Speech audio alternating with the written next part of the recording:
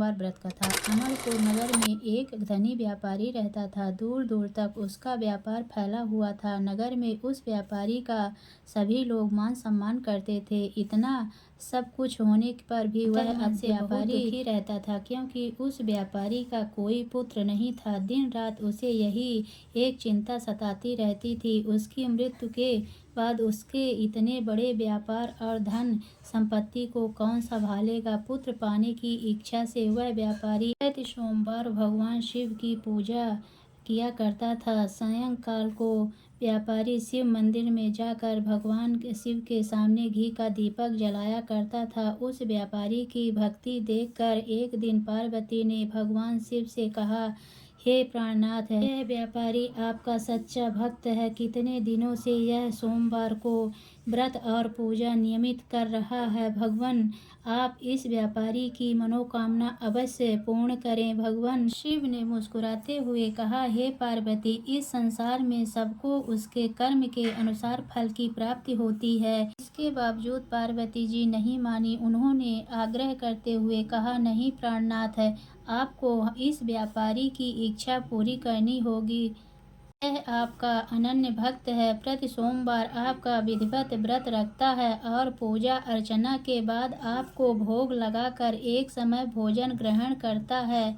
आपको इसे पुत्र प्राप्ति का वरदान देना ही होगा। पार्वती का इतना आग्रह देखकर भगवान शिव ने कहा, तुम्हारे आग्रह पर मैं इस व्यापारी को पुत्र प्राप्ति का वरदान देता हूँ, लेकिन इसका पुत्र 16 वर्ष से अधिक जीवित नहीं रहेगा। उसी रात भगवान शिव ने स्वप्न में उस व्यापारी को दर्शन देकर उसे पुत्र प्राप्ति का वरदान दिया और उसके पुत्र के 16 वर्ष तक जीवित रहने की बात भी बताई। भगवान के वरदान से व्यापारी को खुशी तो हुई, लेकिन पुत्र की अल्पायु की चिंता ने उस खुशी को नष्ट कर दिया।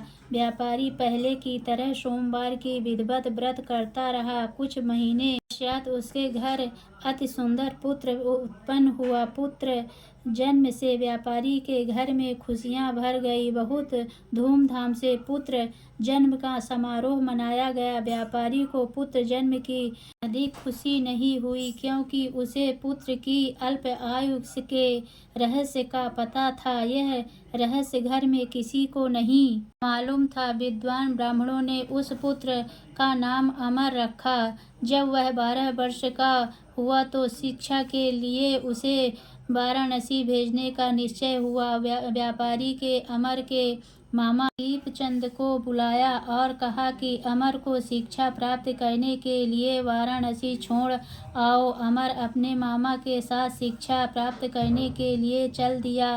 रास्ते में जहाँ भी अमर और दीपचंद रात्रि विश्राम के लिए ठहरते, वहीं यज्ञ करते और ब्राह्मणों को भोजन कराते थे। लंबी यात्रा के बाद अमर और दीपचंद एक नगर में पहुँच उस नगर के राजा की कन्या के विवाह की खुशी से पूरे नगर को सजाया गया था।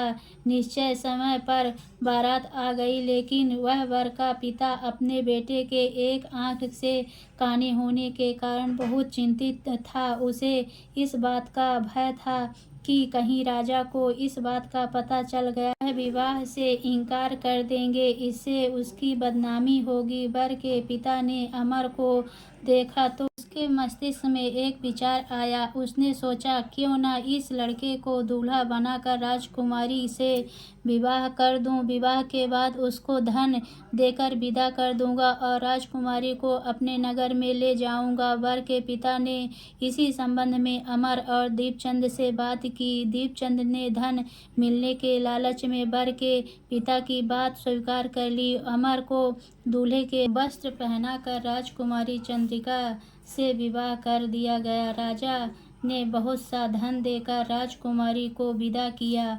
अमर जब लौट रहा था तो सच नहीं छिपा पा सका और उसने राजकुमारी को ओढ़नी पर लिख दिया, राजकुमारी चंद्रिका, तुम्हारा विवाह तो मेरे साथ हुआ था। मैं तो वाराणसी में शिक्षा प्राप्त करने जा रहा हूँ। अब तुम्हारे जिस नवयुवती पत्नी बनना पड़ेगा वह काना है। जब राजकुमारी ने अपनी ओढ़नी पर लिखा हुआ पढ़ा तो उसने काने लड़के के साथ जाने से इनकार कर दिया। राजा ने सब बातें जाकर राजकुमारी को महल में रख लिया। इधर अमर अपने मामा दीपचंद के साथ वाराणसी पहुंच गया। अमर ने गुरुकुल में जाकर पढ़ाई शुरू कर दी। जब अमर की आयु 16 वर्ष पूरी हुई तो उसने एक यज्ञ किया। यज्ञ की समाप्ति पर ब्राह्मणों को भोजन कराया और खूब अन्न वस्त्र दान कर रात को अमर अपने शयन कक्ष में सो गया। शिव के वरदान के अनुसार अवस्था में ही अमर के प्राण पखेरु उड़ गए। सूर्योदय पर मामा अमर को मृत देखकर रोने पीटने लगा। आसपास के लोग भी एकत्रित होकर दुख प्रकट करने लगे। मामा के रोने विलाप करने के ईश्वर समीप गुजरते हुए भगवान शिव और माता पार्वती ने भी सुने। पार्वती जी ने भगवान से कहा, प्राणनाथ, मुझसे इसके रोने की स्वर सहन नहीं हो रही। आप इस व्यक्ति के कष्ट अवश्य दूर करें। भगवान शिव ने पार्वती जी के साथ अदृश्य रूप से समीप जाकर अमर को देखा तो पार्वती जी से बोले, पार्वती जी, यह तो उसी व्यापारी का पुत्र है। मैंने उसे 16 वर्ष की आयु का वरदान दिया था। इसका आयु तो पूरी हो गई। पार्वती जी ने फिर भगवान शिव से निवेदन किया, हे प्राणनाथ, आप इस लड़के को जीवित कर, नहीं तो इसके माता पिता पुत्र वियोग में प्राण दे देंगे। इस लड़के का पिता तो आपका परम भक्त है, वर्षों से सोमवार का व्रत करते हुए आपको भोग लगा रहा है। पार्वती जी के आग्रह करने पर भगवान शिव ने इस लड़के को जीवित होने का वरदान दिया और कुछ ही पल में वह जीवित होकर उठ बैठा। शिक्षा समाप्त करके अमर मामा के साथ अपने नगर की ओर चल दिया। दोनों चलते हुए उसी नगर में पहुँचे जहाँ अमर का विवाह हुआ था। उस नगर में भी अमर ने यज्ञ का आयोजन किया। समीप से गुजरते हुए नगर के राजा ने यज्ञ का आयोजन देखा। राजा ने अमर को तुरंत पहचान लिया। यज्ञ समाप्त होने पर राजा अमर और उसके मामा के महल में ले गए और कुछ दिन महल में रखकर बहुत सा धन वस्त्र देकर राजकुमारी के साथ विदा किया। रास्ते में सुरक्षा के लिए राजा ने बहुत से सैनिकों को भी साथ भेजा। दीपचंद ने नगर में पहुंचने से पहले ही दूत को घर भेजकर अपने आगमन की सूचना भेजी। बेटे अमर को जीवित वापस लौटने की सूचना से व्यापारी बहुत प्रसन्न हुआ। व्यापारी ने अपनी पत्नी के साथ स्वयं को एक कमरे में बंद कर रखा था। भूखे प्यासे रहकर व्यापारी और उसकी पत्नी बेटे की प्रतीक्षा कर रहे थे। उन्होंने प्रतिज्ञा कर रखी थी कि यदि उन्हें अपने बेटे की मृत्यु का समाचार मिला तो दोनों अपने प्राण त्याग देंगे। व्यापारी अपनी पत्नी और मित्रों के साथ नगर के द्वार पर पहुंचा। अपने बेटे के विवाह का समाचार सुनकर पुत्रवधू राजकुमारी चंद्रिका को देखकर उसकी खुशी का ठिकाना न रहा। उसी रात भगवान शिव ने व्यापारी के स्वप्न में आकर कहा, सेठ, मैंने तेरे सोमवार के व्रत करने और व्रत कथा सुनने से प्रसन्न होकर तेरे पुत्र को लंबी आयु प्रदान की है। व्यापारी बहुत प्रसन्न हुआ। सोमवार का व्रत करने से व्यापारी के घर में खुशियां लौट आई। जो स्त्री पुरुष सोमवार का व्रत विधिवत व्रत करते हैं और व्रत कथा सुनते हैं उनकी सभी इच्छाएं पूरी होती है। तो बोलिए भोलेनाथ की जय।